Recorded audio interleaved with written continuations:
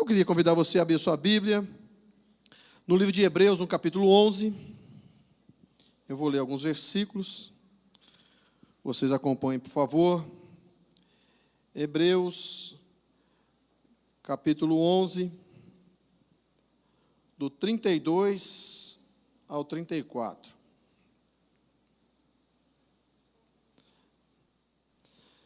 Todos encontraram? Digam amém. Diz assim a palavra de Deus: E que mais direi?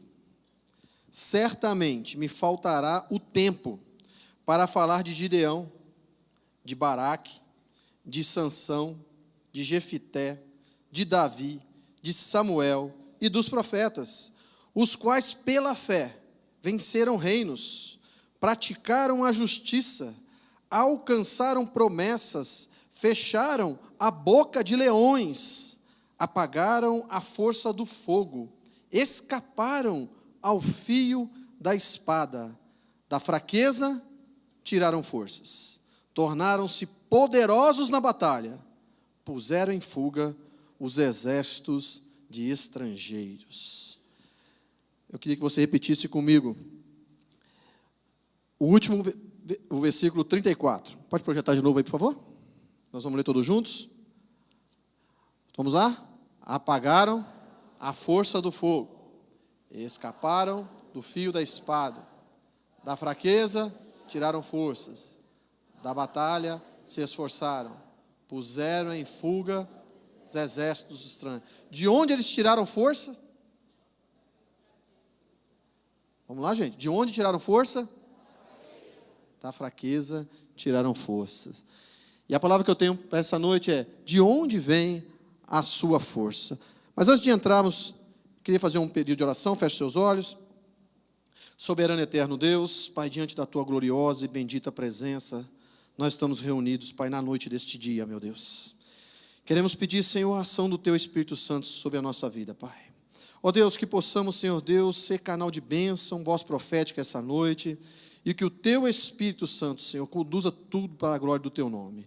Que nossa mente e o nosso entendimento esteja aberto, o nosso coração também, para receber a Tua palavra e colocá-la em prática. Assim nós oramos, em nome de Jesus. Amém. Antes de você sentar, pergunta para o seu vizinho: de onde vem a sua força?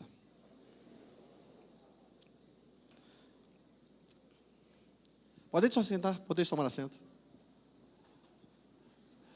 É interessante essa questão da força, porque hoje a gente pode analisar de tantas coisas podem nos trazer força, não é verdade? Às vezes a gente, de onde nós nem esperamos, de onde nós muitas das vezes não imaginamos, vem a força. Eu ainda estava, hoje, Dia das Mães, eu estava conversando com a minha mãe. Eu tive o privilégio de almoçar com ela ontem, ela mora no interior, mas hoje eu não tive como estar presente.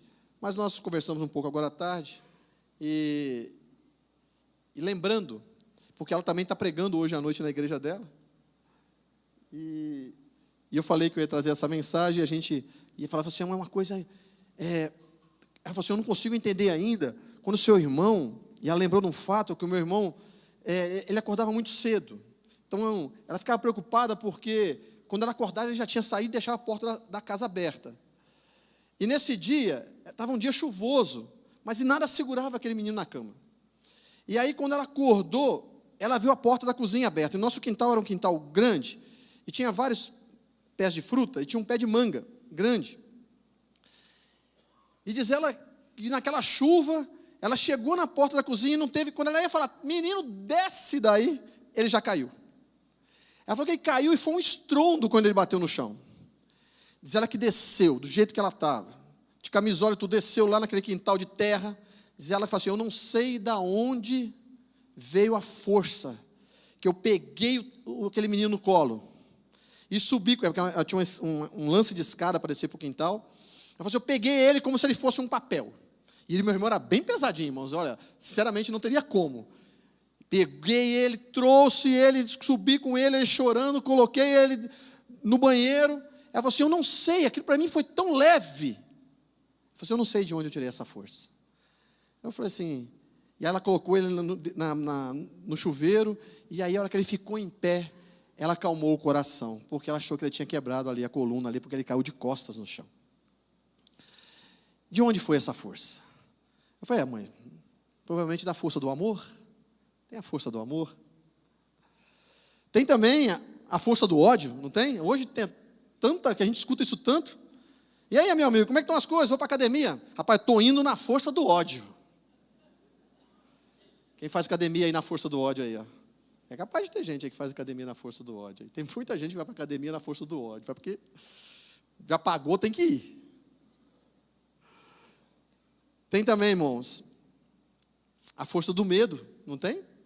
Mas só que a força do medo, ela faz você correr, né? Ela faz você correr. Eu lembro da ocasião que tinha um senhor que tinha uma chácara lá onde eu morava em Minas, e eu, moleque, muito calminho, né, para dizer o contrário, e eu fui pegar fruta lá na chácara dele. Vou falar roubar que é pecado, né, irmão? Então eu fui pegar a fruta.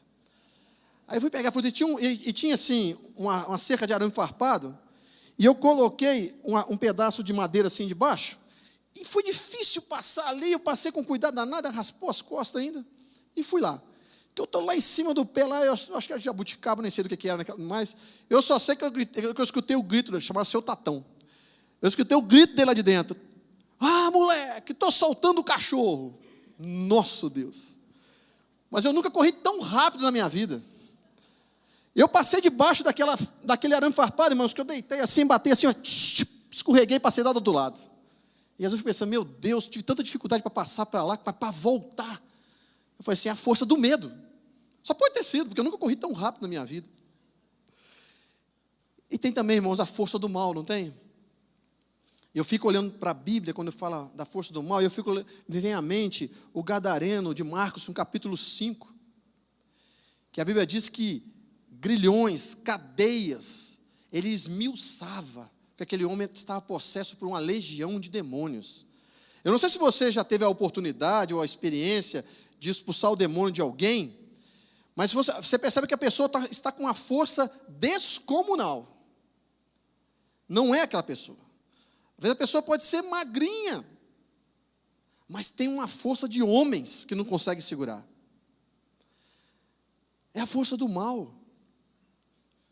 Tem também a força da necessidade. Eu fico pensando, sabe, eu quero contar mais essa particularidade da minha vida. Quando nós saímos, eu fiz por 4 anos, eu fiz uma rota de São Paulo-Belém.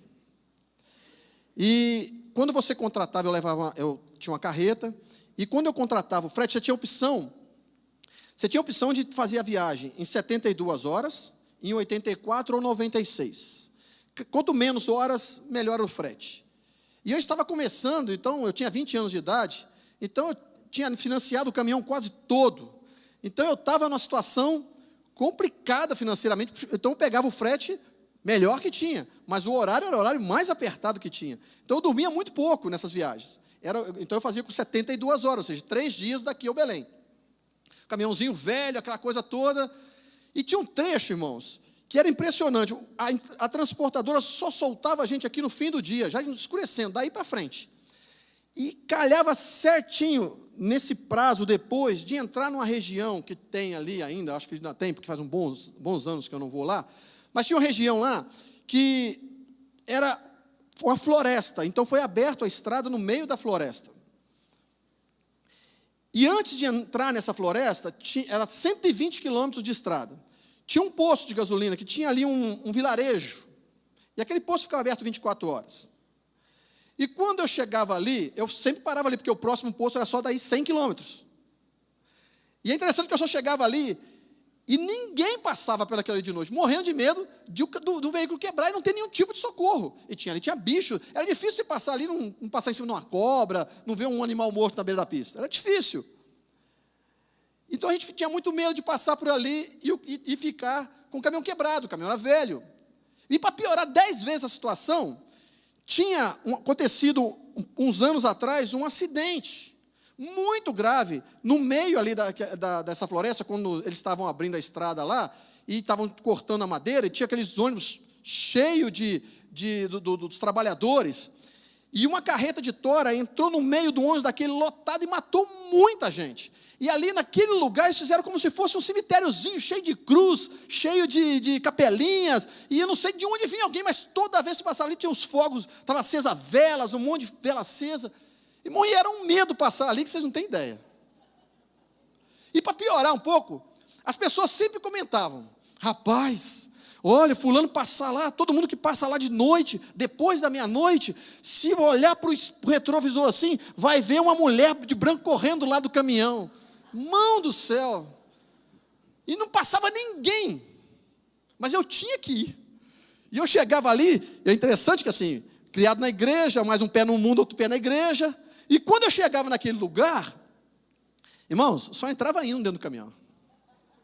Tinha um hino de fogo ali, que manda fogo, fogo meu Senhor, manda. Era esse que eu procurava logo. E ali, irmão, para encarar aquele texto. E o pior é que toda vez que eu parava no posto, eu ficava assim: você vai seguir? O frentista do posto, você vai seguir? Pô, mas parava ali, mano, não passava ninguém. Isso já era 1h da manhã e tudo. E quando ia chegando, que de longe, era uma baixada assim, de longe, você botar o farol, branqueava aquelas cruzes tudo, irmão do céu. E quem disse que conseguiu olhar no retrovisor depois? Eu não olhava nunca. E eu fico imaginando o que me levava a fazer aquilo. Só podia ser a força do boleto, né? Não tinha jeito. Tinha que pagar as contas. Fiz isso por 4 anos. E só Deus sabe. Mas eu quero colocar um vídeo aqui que marcou a minha vida, esse vídeo, porque eu tinha 14 anos quando aconteceu esse fato.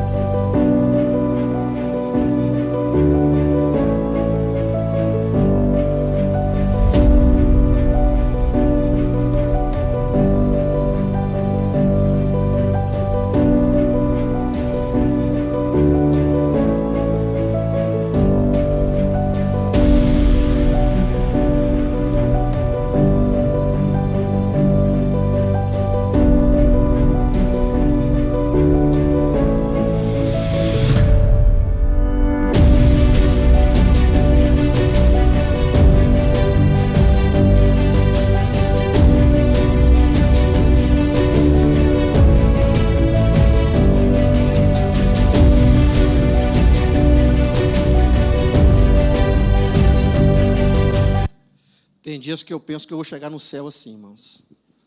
E Jesus esperando eu na linha de chegada ali, sabe? Porque tem dia que não está fácil, não é verdade? E eu fico pensando como que... De onde essa mulher tirou essa força? Olimpíada de 84. A primeira maratona que mulher participou. Até então, mulher não podia participar de maratona. Mas foi a primeira. E ela não queria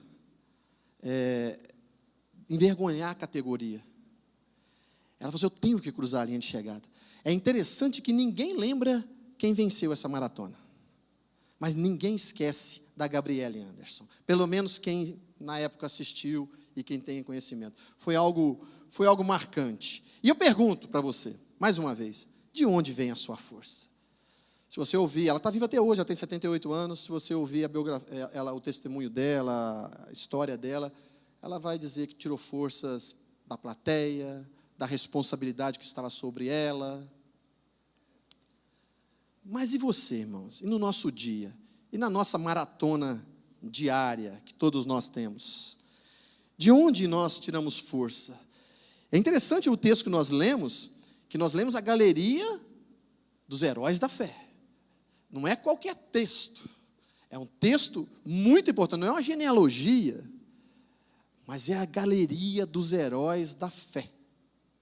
Homens e mulheres que são referências para qualquer um de nós. E a palavra que nós lemos que esse pessoal, que esses homens, que esses heróis na fé, tiraram forças da fraqueza.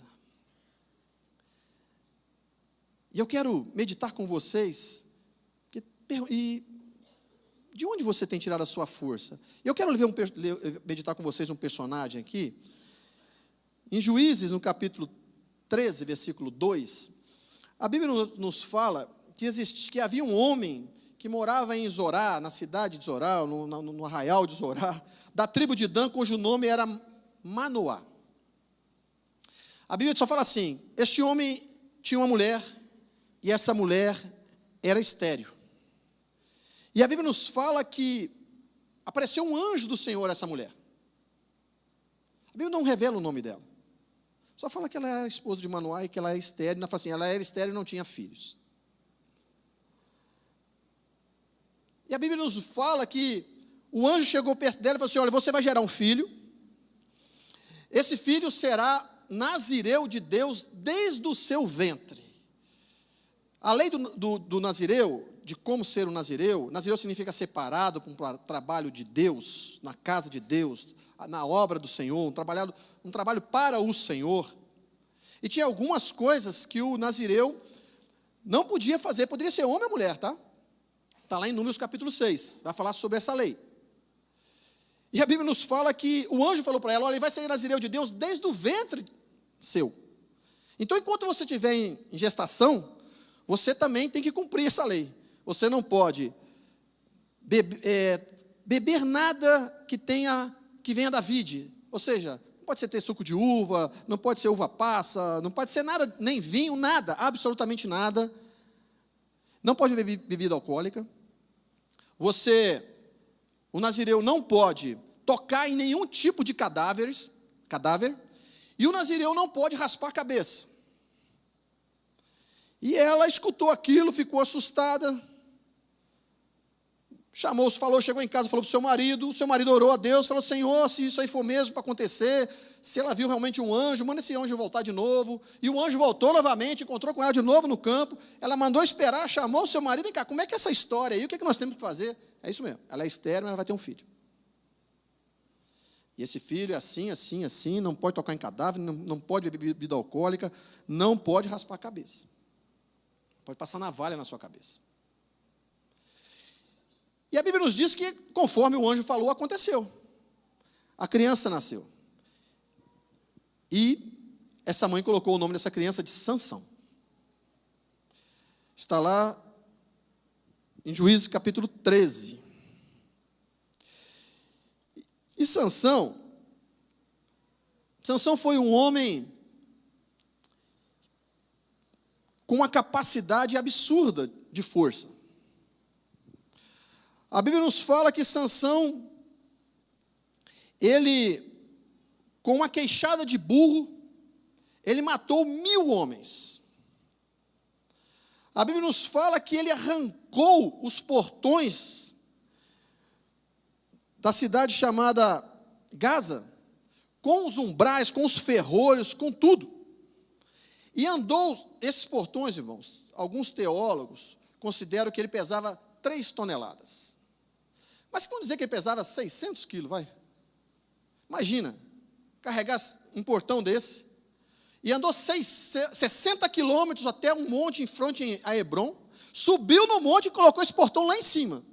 Eu não sei por que ele fez isso, mas ele fez. Talvez para mostrar para aquele povo que aquele povo queria pegar ele aquela noite. Mas ele mostrou isso. Talvez para colocar o povo com um pouco de medo.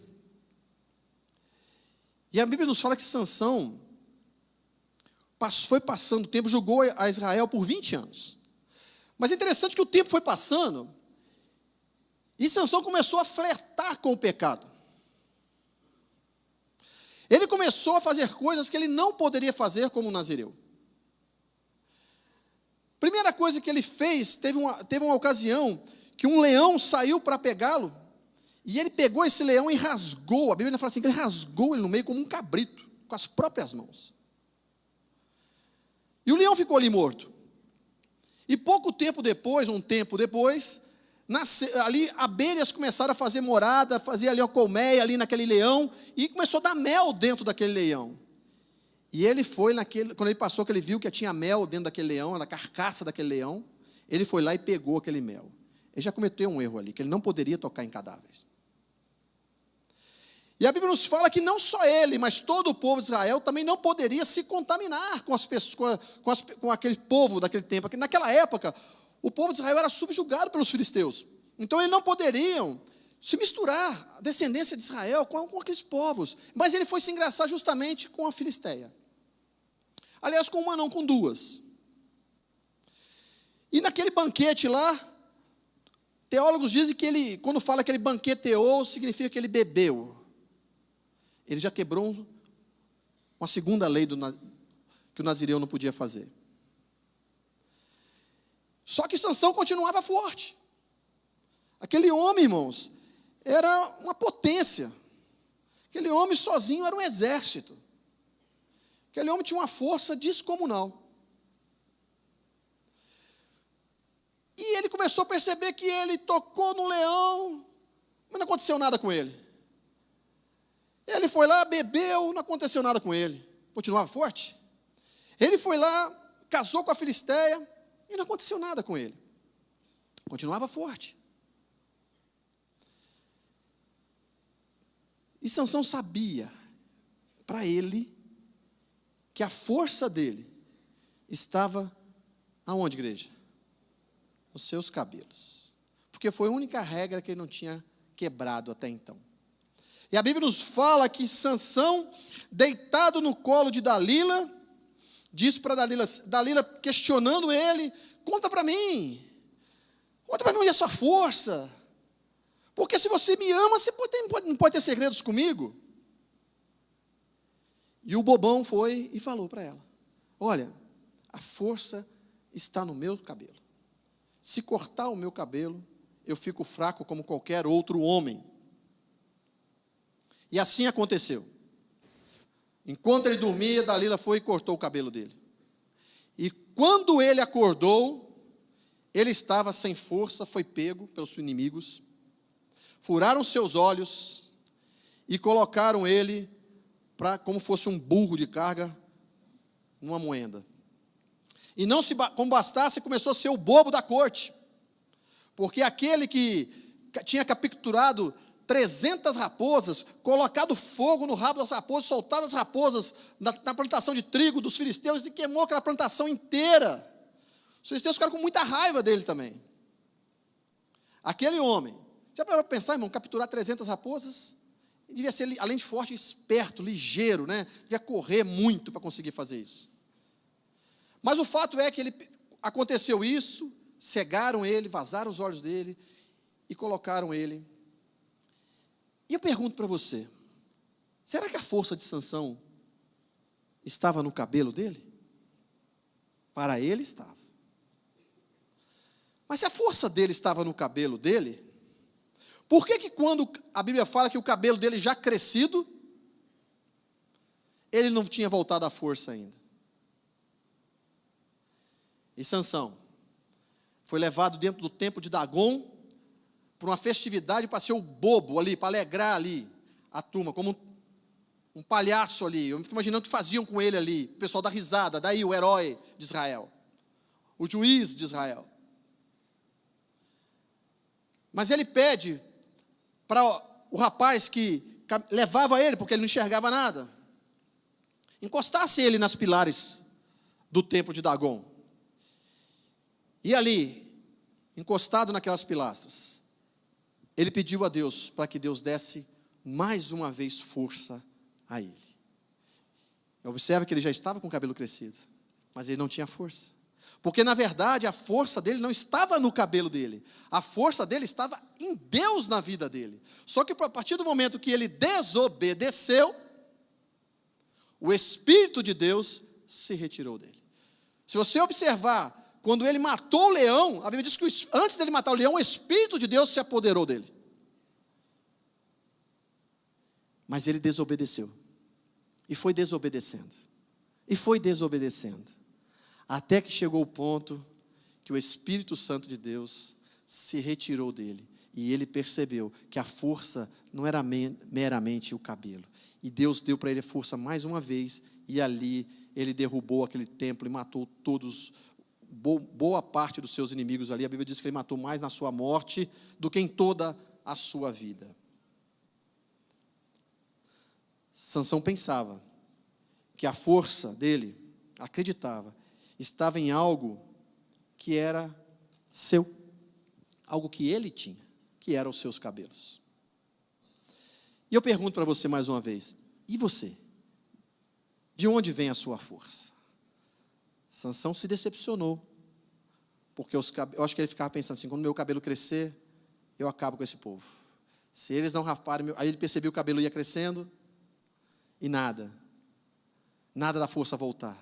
E eu acho que a esperança dele era essa, esse povo esqueceu de mim aqui, nessa moenda aqui, quando o cabelo crescer, eu rebento tudo isso daqui, mas só que o cabelo cresceu. E ele percebeu que, na verdade, a força dele vinha do Senhor. A Bíblia nos fala também, em 2 Crônicas, capítulo 26, de um rei chamado rei Uzias. É muito interessante aqui a história desse rei. Eu quero ler alguns versículos com você. 2 Crônicas 26, diz assim, versículo 3. Era Uzias da idade de 16 anos, quando começou a reinar, e 55 anos reinou em Jerusalém. Versículo 4. Fez o que era reto aos olhos do Senhor. Versículo 5. Buscou a Deus nos dias de Zacarias, que era o profeta, que era o sacerdote, quer dizer, que o instruiu no temor de Deus. Entenda bem essa palavra, irmãos. Enquanto buscou ao Senhor, Deus o fez prosperar. Versículo 7. Deus o ajudou contra os filisteus e contra os árabes que habitavam em Gur-Baal e contra os meunitas. Os amonitas pagaram tributos a Uzias e o seu nome se espalhou até a entrada do Egito, porque se tornou muito poderoso. Versículo 9, Uzias edificou torres e as fortificou. Versículo 10, cavou muitos poços, tinha muitos gados, tinha lavradores e vinhadeiros nos montes e nos campos férteis, pois era amigo da agricultura, ele gostava disso. Tinha Uzias um exército de homens destros nas armas. O número total dos chefes de família, versículo 12, homens valentes eram de 2.600. Versículo 13, debaixo das suas ordens havia um exército guerreiro de 307.500 homens, que faziam a guerra com grande poder.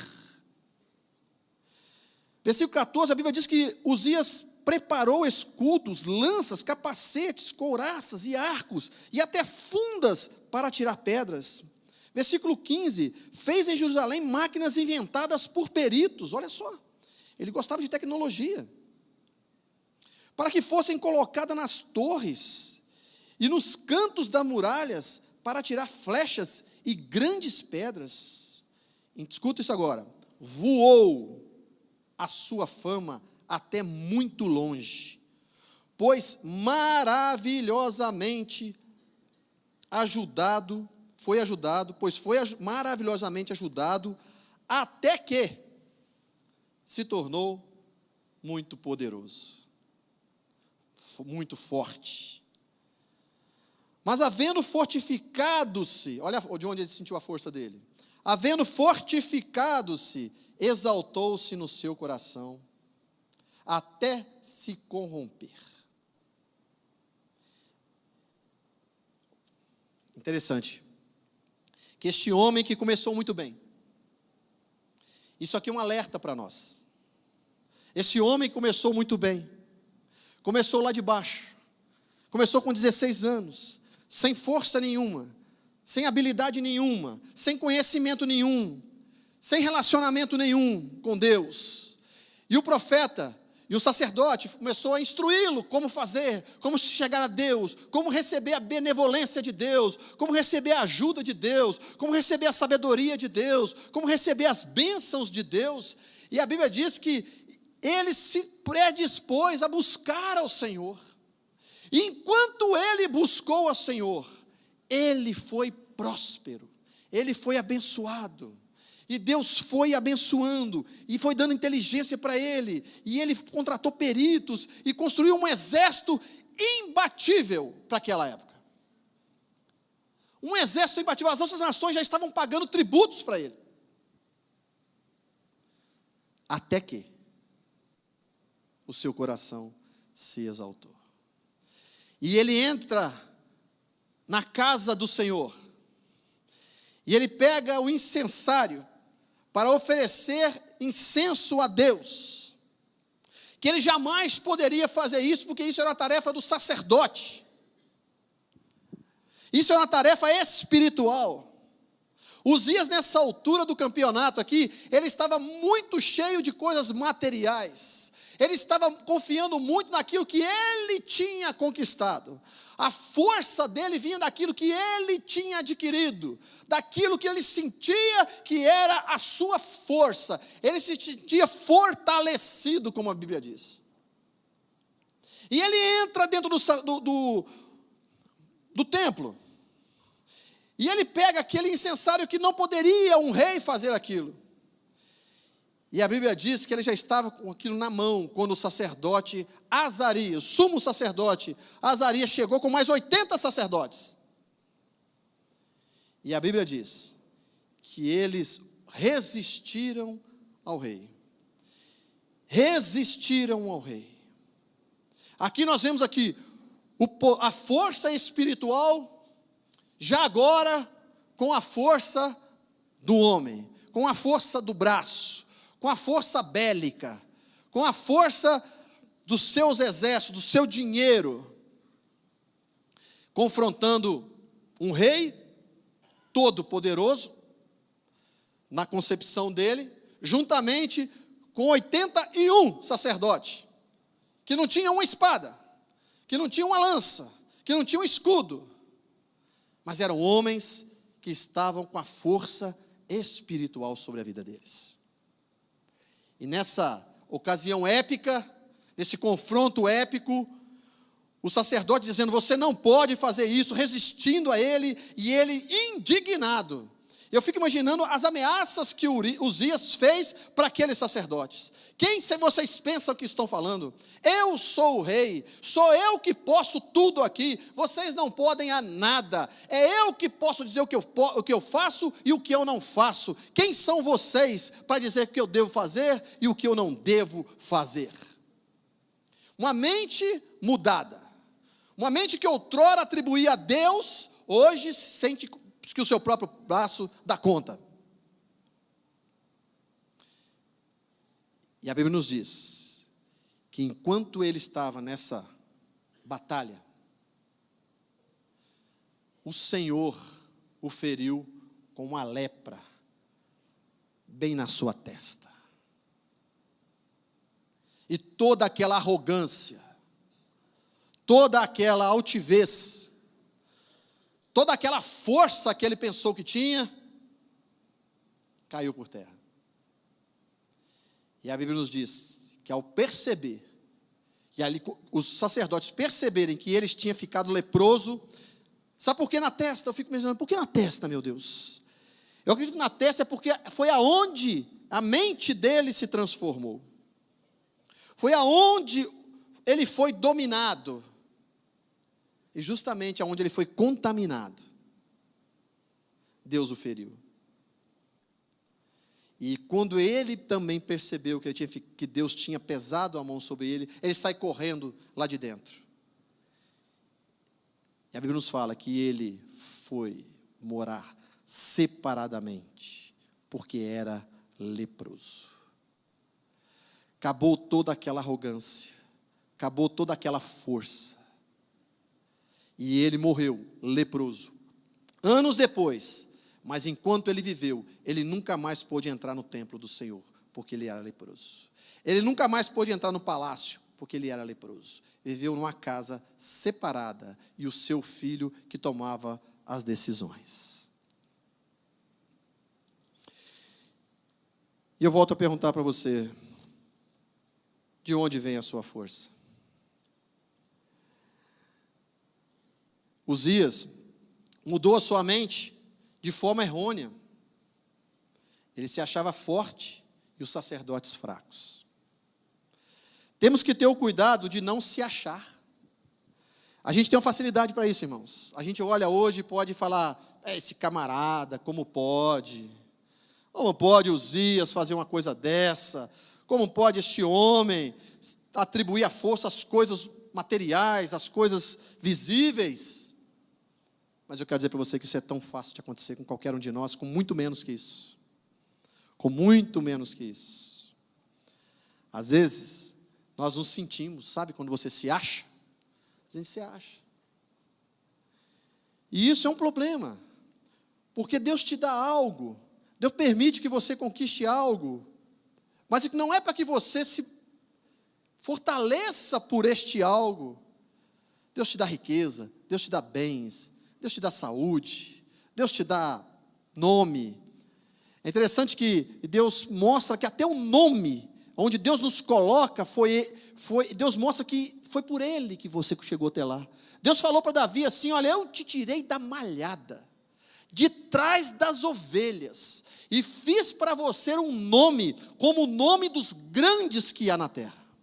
Foi Deus que fez.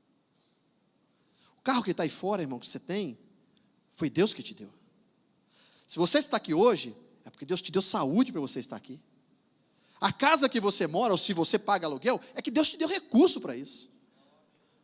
O trabalho que você está, o emprego que você tem, a empresa que você tem, não é fruto do seu braço. Não foi você que se fortaleceu para conquistar isso. Foi Deus que te deu. Não se apegue. O dom que você tem, foi Deus que te deu. Às vezes tem pessoas que pensam assim, se eu não estiver lá, não vai sair. Se eu não estiver lá, não vai acontecer. Se eu não fizer, não sai. Se eu não estiver no meio, não vai sair nada. Está confiando em quê? De onde vem a sua força? Nós precisamos sim mudar a nossa mente, como Romanos fala. Transformai-vos pela renovação da vossa mente. Transformação da mente é necessário para cada um de nós. A Bíblia nos alerta que a mudança da mente é uma mudança necessária para todos nós. Mas olha como a Bíblia nos fala. Em Joel, no capítulo 3, e o versículo 10, se puder colocar, eu agradeço. Joel, capítulo 3, versículo 10. Entenda bem, como a Bíblia nos fala para nós mudarmos a nossa mente. Olha só. Vamos ler tudo junto?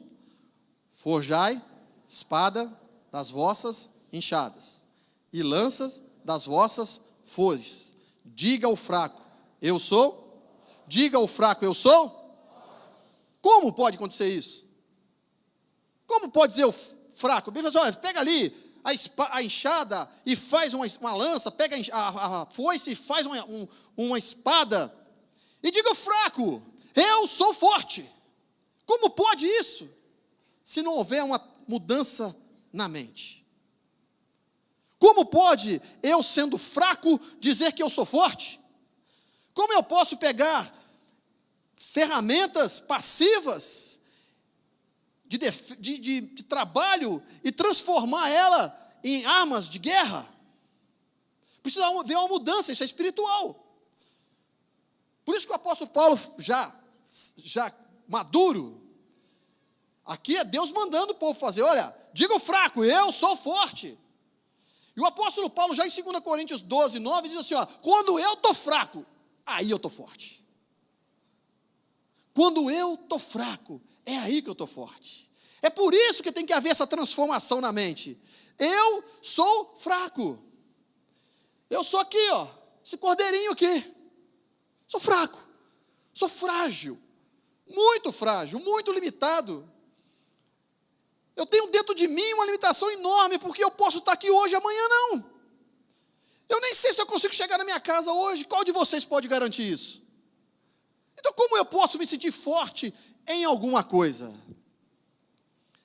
Mas o segredo está aqui. O segredo é esse. é eu saber que eu sou fraco, é ter o sentimento de fraqueza, mas nele eu tirar força. Nós lemos lá com os heróis da fé, que eles fizeram o quê? Da fraqueza tiraram forças. Mas então peraí, como é que eu faço isso? A Bíblia nos ensina, porque na verdade, você vai entender que você não é nada, você vai entender que você não é ninguém, mas você vai entender que tem um Deus que é tudo sobre a sua vida. Essa é a diferença. Então jamais você se sinta amedrontado. É interessante a gente entender que é como se fosse, irmãos, aqui não sei se vocês tiveram esse problema, mas eu tinha alguns problemas na escola, quando eu era menino, sempre tinha alguém querendo pegar a gente, sabe, irmãos? Sempre tinha, eu era magrinho, fraquinho, então sempre tinha alguém que queria, vou te pegar na saída, ia você ficar escondendo, era o último a sair, pulava a janela, corria para lá, com medo.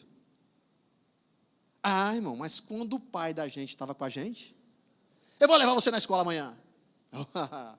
Eu fazia questão de ir na frente de todo mundo. Quando eu chegava lá na escola, lá que os moleques já vinham, chegava meu pai atrás e já, está entendendo como é que é com Deus? É da mesma forma.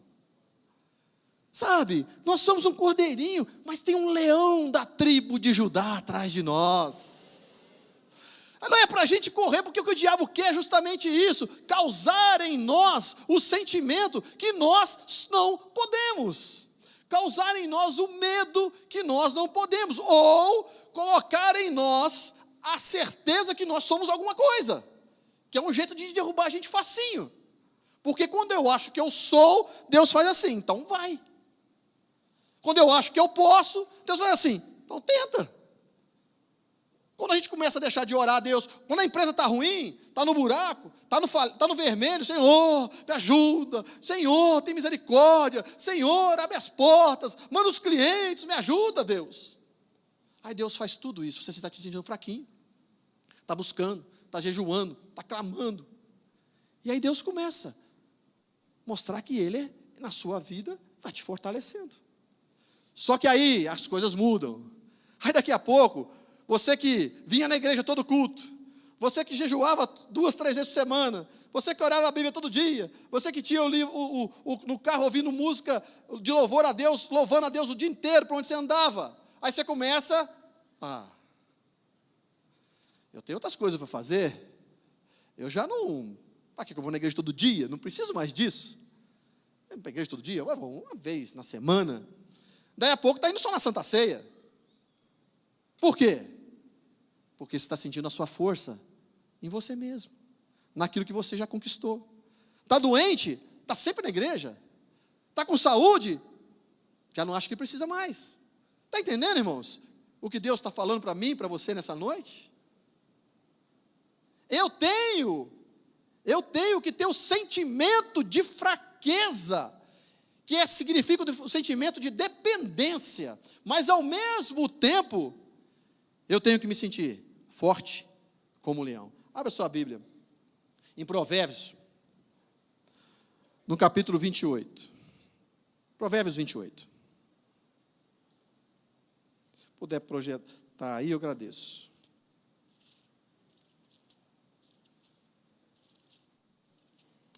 Provérbios 28. Diz assim, primeiro versículo do Provérbios 28. Olha que situação. Os ímpios fazem o quê? Mas fogem por quê? Sem que não haja ninguém a persegui-los. Faz sentido isso? Parece que precisa trabalhar a mente. O ímpio é aquele que não atribui a Deus. Aqui nós estamos falando de um povo apavorado. Conhece alguém assim? Mas isso não pode estar no meio do crente. Um povo apavorado. O ímpio foge sem que ninguém os persiga. Sem ter ninguém a persegui-los. Fica apavorado, não sai de casa, está com medo de tudo. São pessoas que têm trauma de tudo, medo de tudo, pânico de tudo. Não tem nada acontecendo, mas para ele está tudo acontecendo. Mas olha como é que são os justos. mas os justos são ousados como um leão. Pô, peraí. Como assim o justo é ousados como um leão? A Bíblia está falando aqui do ímpio e do justo. Está falando aquele que sai apavorado por qualquer coisa. E se tiver alguém aqui com essa crise de pânico, nós estamos repreendendo já em nome de Jesus. Isso não procede de Deus. O povo justo não pode ter esse tipo de sentimento. Não pode. Se você tem isto, se tem alguém aqui dessa forma, é porque você não está se comportando como alguém que é justo. Mas o que é ser justo? É só ser justificado por Jesus. É ter aceitado Jesus. É andar na luz de Cristo. É reconhecer que Jesus ressuscitou. Porque a Bíblia diz que Ele morreu pelos nossos pecados, mas ressurgiu, ressuscitou para a nossa justificação. Então, se eu tenho Jesus na minha vida, eu sou justo. Quantos tem Jesus na sua vida aí? Diga amém. Quantos são justos aí? Diga amém. Então, você não pode sair fugindo por qualquer coisa. Às vezes não tem nada e você está em pânico. Você não tem nada e você está desesperado. Esses dias, uma quarta-feira, acho que eu falei aqui na quarta-feira, uma irmã me procurou, veio preocupadíssima, porque havia rumores, a empresa estava vendo demissões, muitas demissões, a situação está ficando complicada na empresa dela, que ela trabalhava. E ela estava morrendo de medo de ser demitida. E aí ela se sentindo fraca. O que ela fez? Veio se fortalecer. E ela chegou a pedir oração. Pastor, eu estou muito preocupado. E nós oramos. E Deus foi tão maravilhoso, que para quem estava pensando em ser demitida, quando ela chega no dia seguinte na empresa, a chefe deve falar assim, eu preciso conversar com você. Imagina, irmãos. Imagina se fosse você nessa situação. Você tem duas jeitos de pensar, né? Ou eu crio na oração, ou é o último dia do meu trabalho. E a chefe dela chamou ela e falou assim, olha, nós temos reconhecido o seu trabalho aqui. E eu vou te dar um aumento a partir de hoje. E vou colocar você num cargo melhor nos próximos meses. Você pode dar uma glória a Deus por isso? Pode dar uma salva de palmas ao Senhor? Você entende que tem um guarda-costa, digamos assim? Porque os anjos do Senhor, como o pastor falou hoje de manhã, estão acampados ao nosso redor. Temer para quê? Não é verdade? Mas olha que interessante. Então, o justo, o ímpio foge, embora ninguém o persiga, mas os justos são corajosos como o leão. Vira mais a página um pouquinho, vai Provérbios 30:30. Como é que é o leão, então? Se o justo é como o leão, como é o leão? Provérbios 30:30. Olha lá, vamos ler todos juntos? O leão, mais forte entre os animais, que não fogem de nada. Tem uma versão que diz assim, que não se intimida por nada. Você entende por que você tem que estar fraco? Você entende por que você tem que dizer que você é forte? Você está fraco, mas você é forte. Diga ao fraco, eu sou forte. E quando eu estou fraco, é porque eu estou forte. Porque eu tenho que ser como um leão. Você já foi numa casa que tem um pincher? Quem tem pincher aqui? Cachorrinho pincher, quem tem? Meu Deus. Esse cachorro tem que ser estudado, irmão. Esse cachorro acha que ele é um leão. Pensa num bichinho, que tiver 2 pincher em casa, se você está passando assim na porta, você acha que tem um canil lá dentro. Ô sujeitinho bravo, desse tamanhozinho, mas é bravo, irmão. Não sei no que ele se garante. Mas é terrível. Tem que estudar a mente do pincher. Agora você já foi na casa que tem um pitbull? Não faz barulho nenhum, irmãos. Ele só fica lá, ó. Entra.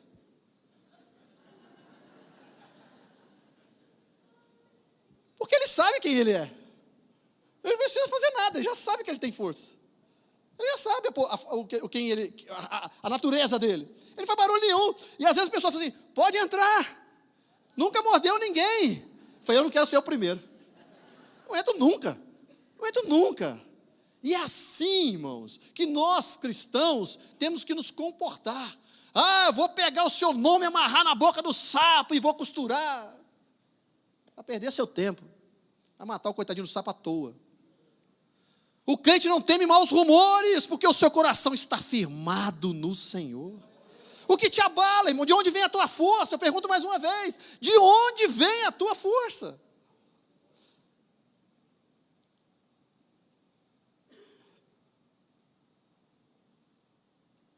Nós precisamos ter alguns versículos na nossa mente, guardados no nosso coração. Por isso que a palavra de Deus nos diz: a tua palavra escondi em meu coração. Porque se você tiver na sua mente, quando você for aprontado, você vai dizer assim, que direi, Romanos 8,31, que diremos, pois, diante dessas coisas? Se Deus é por nós, irmãos, quem será contra nós? Se nós estamos como ovelhinhas aí, mas se Deus é por nós, irmãos, é que nem o pai que chega na escola, quando o filho está sendo assim, se Deus é por nós, quem vai ser contra?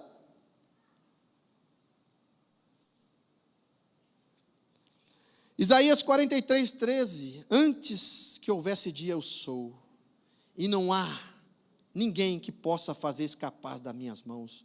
Operando eu, quem? Operando Deus, quem? Pedirá. Você está fortalecido nessa palavra? Salmos 23:4.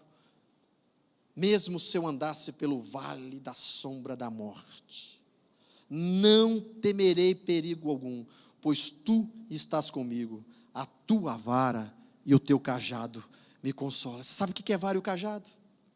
É o que o pastor usa para guiar as ovelhas. Está passando no vale da sombra da morte, está caindo 1.000 do seu lado, 10.000 na sua direita, não se preocupe, você não será atingido, porque o pastor está ali com você, irmão. Então nós não devemos nos sucumbir diante de desafios dessa vida. Eu vou contar o testemunho aqui de como minha filha arrumou um emprego e encerro aqui. Minha filha estava fazendo o 5º semestre de faculdade e ela fez um curso lá em Guarulhos, e nesse curso ela conseguiu, a professora dela falou assim, olha, eu vou te dar o contato de uma pessoa que está fazendo uma seleção. Ela falou assim, nossa, mas eu estou no 5º semestre ainda. Ah, mas vai lá, você pode adquirir experiência, vai lá, quem sabe. E ela veio falar comigo e fez, vamos orar. Conforme o pastor Hamilton falou hoje de manhã, para Deus não há impossível. E quando ela foi fazer aquela seleção, tinha 30 candidatos para uma vaga. Todas, sem exceção, todas as candidatas tinham pós-graduação. E ela estava no 5º semestre ainda. E ela falou assim, pai, eu vou embora. Eu falei, por quê? Pai, todo mundo aqui é pós-graduado. Eu falei assim, mas sua força está em quê? Você está confiando em quê? Mas pai, fica, filha. A porta que Deus abre, não há quem possa fechar. Durante um bom tempo, você cresceu ouvindo as minhas experiências. Mas agora está na hora de você viver as suas. Acha um banheiro aí, dobre o seu joelho e ore a Deus. Eu já fiz isso em tantas reuniões. Tantas reuniões. O negócio está pegando fogo ali. Eu estou vendo que eu estou perdendo o negócio. Me dá uma licencinha, eu posso ir no banheiro. Lá no banheiro, clamava os céus. Quando eu voltava, as coisas já estavam mais apaziguadas. E Deus sempre me dava vitória. Porque a minha força não estava comigo. Enquanto eu tinha argumentos ali, eu até achava que eu podia fazer alguma coisa. Eu até achava que, poxa, eu sou um cara experiente em negociação. Eu até achava que eu podia conduzir alguma coisa. Mas quando eu percebi que o negócio estava fugindo, vou perder, está escapando, isso é importante. Eu preciso desse contrato. Eu ia no banheiro. Senhor, eu não posso, mas tu pode. Senhor, eu estou perdendo, mas o Senhor pode recuperar. Senhor, eu não sei fazer, mas o Senhor sabe. Eu não tenho força, mas o Senhor tem. Eu não sei, mas o Senhor sabe. Eu não consigo, mas o Senhor consegue. E quantas experiências eu adquiri com isso? Estava ela lá. E ali daquela seleção, no término, ia ficar só 5. E aqueles 5 que ficassem iam receber um e-mail. Os outros também iam receber um e-mail agradecendo a participação. E assim foi. Ela fez a entrevista e foi embora. Quando chegou, e já falou assim, ó, quem passar dia tal, volta. Quando chegou a véspera, ela não tinha recebido nenhum tipo de e-mail, nem que sim, nem que não. Eu falei assim, entra em contato com ele. Rapaz, vou ligar para ele, entra em contato com ele. É um ser humano. E ela passou um WhatsApp para ele, e ele falou assim, mas você não recebeu o e-mail? Ela falou assim, não, amanhã é o dia da entrevista. E você está entre as 5 candidatas. Quero você aqui amanhã. O diabo não deixou aquele e-mail chegar, irmãos, até hoje. A gente não sabe o que aconteceu com aquele e-mail. Se ela não tivesse ligado, feito um contato, achado que já estava perdido, ela não teria avançado. E ali chegou as 5 candidatas. E ela ligou para mim mais uma vez, pai, eu estou tremendo aqui. Falei, filha, presta atenção no que Deus manda falar para você. Falei com ela. Quando você for fazer a segunda entrevista, essa pessoa que está te entrevistando, que tem o poder da contratação, ela vai dizer assim, filha, eu falei dessas palavras, vai dizer assim, do mesmo jeito que Faraó falou para José, aonde acharíamos uma pessoa como você, em que há o Espírito de Deus? E ela falou assim, pai, o senhor está fazendo eu borrar minha maquiagem aqui, eu estou chorando aqui. Eu falei assim, é Deus te confirmando no seu coração que Ele está contigo, minha filha. E eu dobrei os joelhos de cá também, falei, Senhor, a Tua força que nos conduz, Pai. É o Senhor que faz o que a gente não pode fazer. É o Senhor que confunde as coisas que não são, Pai, como se elas já fossem. Confunde as que são, as que não são, para confundir as que são. É o Senhor, meu Deus, que pega o fraco e confunde o forte. É o Senhor que muda. É porque a glória é para o Senhor, meu Deus. Pois, resumindo ali, irmãos, de todas aquelas 30, ela foi a contratada para a glória do Senhor. Você pode dar uma glória a Deus por isso? Louvado seja o nome do nosso Deus. E ela está lá até hoje. Ela terminou a faculdade, está lá até hoje. São 5, 6 ou 7 anos já que ela está lá. De onde vem a sua força? Eu queria convidar você a ficar em pé.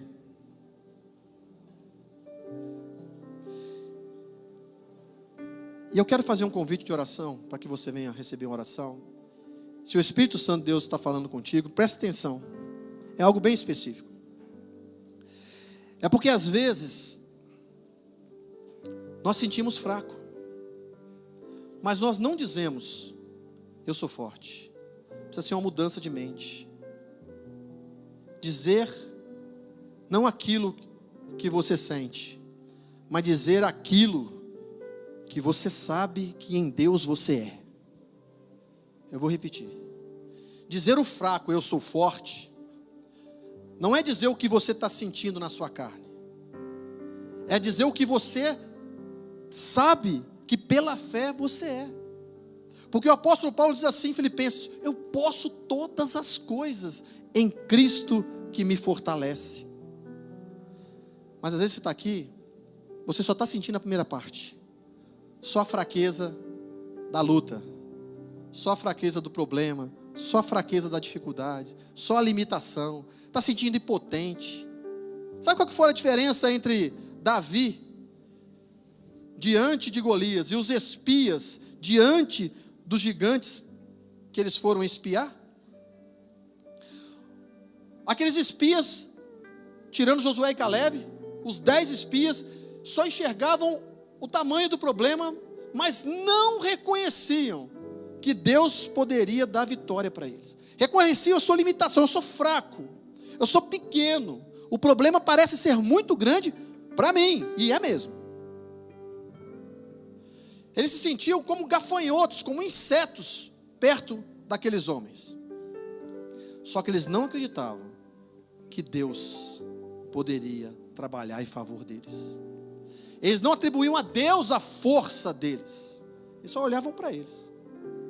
E a diferença é que Davi, quando chegou diante de Golias, ele nem olhou para ele. Ele sabia que ele não teria como fazer nada. mas ele sabia quem era o Deus que fortalecia ele. Porque ele já tinha tido a experiência com o leão, já tinha tido a experiência com o urso, e em momento algum ele atribuiu ele saber matar o leão, ele saber matar o urso. Ele falou: o Senhor os entregou em minhas mãos, e da mesma forma vai entregar esse gigante. E quando ele foi de frente com o gigante, ele falou assim: eu vou contra você, cara. É em nome do Senhor dos Exércitos. Não é na minha capacidade de rodar uma funda e te atirar uma pedra. Eu vou contra você em nome do Senhor dos Exércitos, porque é o Deus de Israel que você tem afrontado. E digo mais: hoje mesmo o Senhor vai te entregar nas minhas mãos. Qual que era a força de Davi, irmãos? Hoje mesmo o Senhor vai entregar nas minhas mãos. Você pode, diante de uma dificuldade gigante, profetizar a vitória na sua vida? Ou diante da dificuldade, você está às vezes murmurando e reclamando e olhando: Senhor, não sei por que o Senhor deixou de levantar diante de mim, olha o problema que eu estou aí, eu estava tão bem, eu estava tão de boa, de repente acontece esse BO desse tamanho para a minha vida, o Senhor podia ter me livrado disso. Por que o Senhor permitiu que isso acontecesse comigo? E Deus está te dando a oportunidade de ter uma experiência maravilhosa com Ele, se é Ele que te fortalece. E é interessante que Davi pegou 5 pedras. Sabe por quê? Muitos pensam que Davi pegou 5 pedras, porque pensam assim: se ele errasse uma, ele tacava outra. Mas não. Davi pegou 5 pedras porque Golias tinha 4 irmãos que estavam ali também. E o Davi falou assim: se não for suficiente só para Golias, eu mato os outros 4 também. Certeza que Deus que pelejava por ele. Então nós vamos cantar um louvor aqui rapidinho, e você não perca seu tempo. Se você tem sentido fraco, enfraquecido, se você não tem vivido essa fortaleza na sua vida, se você tem dito apenas que você é fraco, se sente fraco, mas não diz que você é forte, se você não pode dizer que na fraqueza eu sou forte, se você precisa de um fortalecimento essa noite, de um renovo essa noite, sair daqui de cabeça erguida, com a convicção que você não vai fugir de problemas, e muito menos de problemas que às vezes nem existem, mas pelo contrário, você vai enfrentá-los como leão, sabendo que o leão da tribo de Judá é sobre a sua vida. Não perca seu tempo, venha receber fortalecimento do Senhor essa noite. Sai do seu lugar.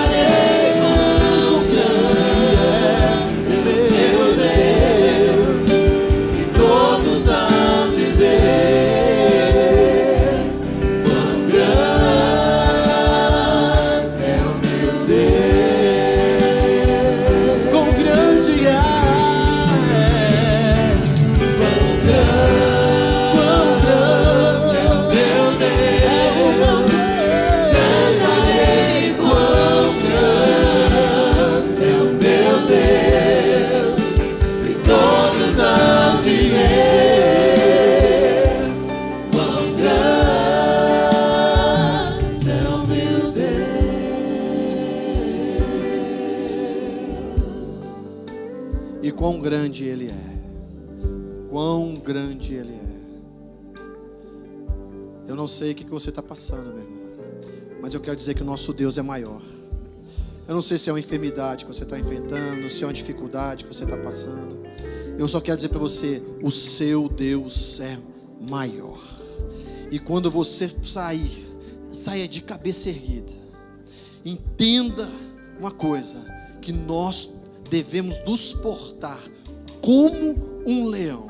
Nós não somos leões, mas nós devemos nos comportar como os leões, porque é o Senhor que nos fortalece, é Ele que peleja as nossas guerras. Estenda as tuas mãos para cá, igreja. Vamos abençoar esses irmãos que estão passando por uma luta difícil, precisando ser fortalecidos. Soberano Deus, Pai, na Tua bendita presença, Pai, nós estamos, Pai. E a Tua palavra é encorajadora essa noite aos nossos corações, Senhor. Mostrando, Pai, que nós sim somos fracos, limitados, mas nós temos um Deus que tudo pode. Nós temos um Deus que peleja por nós. Ó Pai, esse sentimento de fraqueza nossa, Senhor, Oh Deus, é para nos mostrar, Senhor, que o Senhor é forte na nossa vida.